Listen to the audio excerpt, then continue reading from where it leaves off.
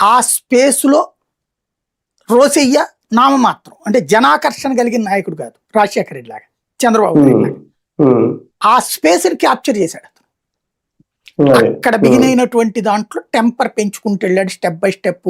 విద్యార్థి సంఘాలు, ఉద్యోగ సంఘాలు వీళ్ళందరినీ కలుపుకుంటూ వెళ్తున్నప్పుడు ఆమరణ నిరాహార చేయడం, అక్కడ కన్ఫ్యూజ్ అయింది ప్రభుత్వము, కన్ఫ్యూజ్ చేసింది తెలంగాణ జర్నలిస్టులు. ఆ ఉద్యమాన్ని కాపాడి కేసీఆర్ ఆమరణ నిరాహార దీక్ష ఆపేసినప్పుడు జర్నలిస్టులందరూ కూడా బలుక్కుని అది కావాలని చెప్పి దొంగ మాట్లాడేసి పాపం కేసీఆర్ని మోసం చేశారని ఇప్పటికీ నమ్మిస్తారు. కేసీఆర్ అంత మాయకుడా, ఏదో వస్తే తాగేయడానికి, ఏదో వస్తే తినేయడానికి అయిపోయింది నిరాహార దీక్ష. బట్ జర్నలిస్టులందరూ కలిసి ప్లస్ విద్యార్థి సంఘాలు, ఉస్మానియా యూనివర్సిటీ వాళ్ళు, నువ్వు దీక్ష విరమించొత్త మేము చంపేస్తామని చెప్పారు.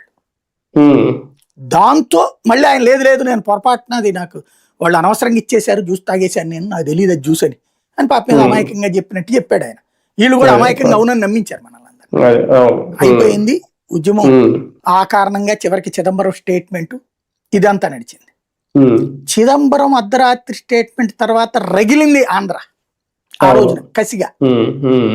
ఆ రగిలిన కారణంగా 154 రాజీనామాలు ఆ దెబ్బతో అబేయన్స్ లో పెట్టారు. 9వ తారీఖున ప్రకటన, 23న అబేయన్స్ కదా. అక్కడితో అయిపోయింది, తెలంగాణ ఆగిపోవాలి. ఏ బుందేల్ఖండ్ తరహా ప్యాకేజ్ ఇవ్వడానికి రెడీ అయింది అధిష్టానం. రోసయ్యని తీసి కిరణ్ కుమార్ రెడ్డిని పెట్టింది.